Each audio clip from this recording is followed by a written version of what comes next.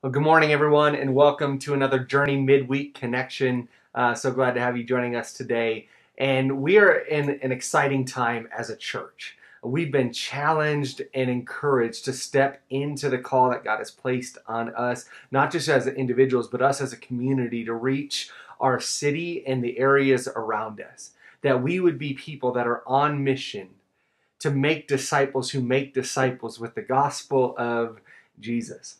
And right now we have groups that are starting throughout our community. Our journey groups are launching this week, and I hope that you're a part of them. We're excited to see what God is going to do in and through them, as they are pockets of light throughout our Kingman area, commissioned to devote themselves to the word and to fellowship and to the breaking of bread and to prayer, so that they would have an impact in the lives of those around them. And if you haven't signed up for one of those, you still can. We'd love to get you plugged into a faith family and help you start growing in your faith in the Lord.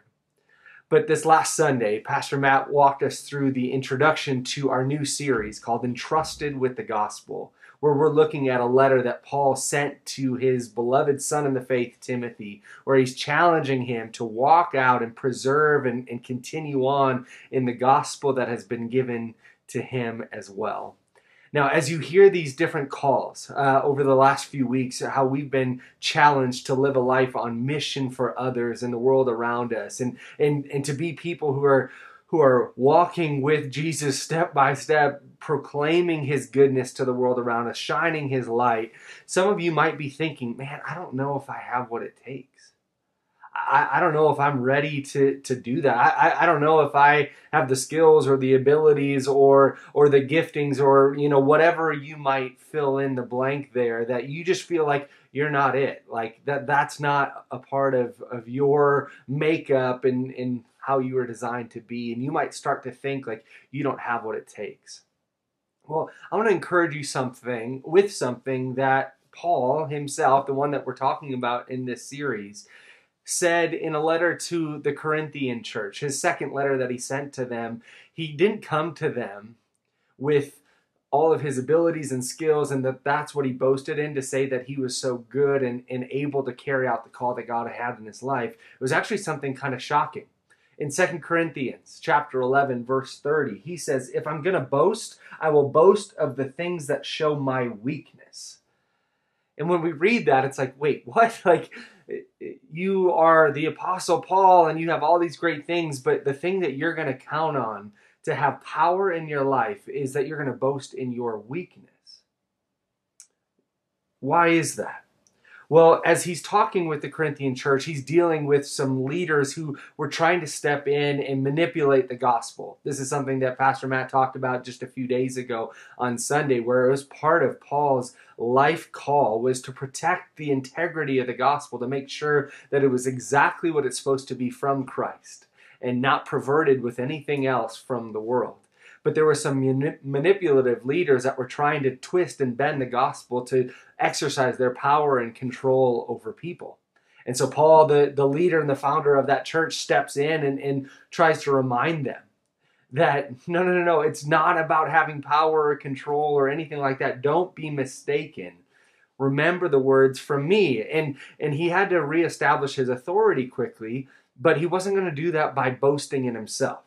In fact, in Galatians 6:14, another letter he wrote, he said, "As for me, may I never boast about anything except for the cross of our Lord Jesus Christ." And so to establish his authority or his influence in that church again, is he going to boast about his accolades, his churches that he has started, his healings that he's been a part of, his accomplishments, his degrees? No, he's not going to boast in any of that. Rather, he's going to boast in his pain, his hardships, his persecution, his suffering, the burden of concern he had for all the churches. He's going to boast about the things that showed his weakness, because his weakness was the means of God's grace being active in his life. You see, to boast of one's weakness is to boast in Jesus, because it's our very weakness that reveals the power of Christ in us to others. Paul went on in 2 Corinthians chapter 12, verse 5, and I just want to read it for you. He said, "I will not boast about myself except about my weaknesses. Even if I should choose to boast, I will would not be a fool because I'd be speaking the truth, but I refrain, so no one will think more of me than is warranted by what I say or do, or because of these surpassingly great revelations. Therefore, in order to keep me from being conceited, I was given a thorn in my flesh, a messenger of Satan to torment me. 3 times I pleaded with the Lord to take it away from me, but he said to me, my grace is sufficient for you, for my power is made perfect in weakness. Therefore, Paul says, I will boast all the more gladly about my weaknesses, so that Christ's power may rest on me. That is why, for Christ's sake, I delight in weaknesses, in insults, in hardships, in persecutions, in difficulties. For when I am weak, then I am strong. What Paul said is very countercultural. We don't boast in weaknesses, we hide them and try to live in our strengths. But friends, today, if you're feeling like, man, I just don't have what it takes to truly follow in the way that God is calling me to, understand this. You don't have to boast in the strengths and awards and accolades and accomplishments that you might have, but rather be like Paul and boast in your weakness. When he says weakness, it's not his sins. It's things in his life that, might be like a speaking ability that we might not have to the best of our ability.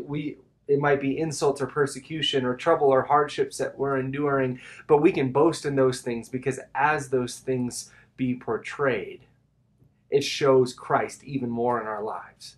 It renounces pride and it refocuses our life. And so today, you don't have to have it all together. In fact, you can boast in the weakness that shows Christ's strength in you.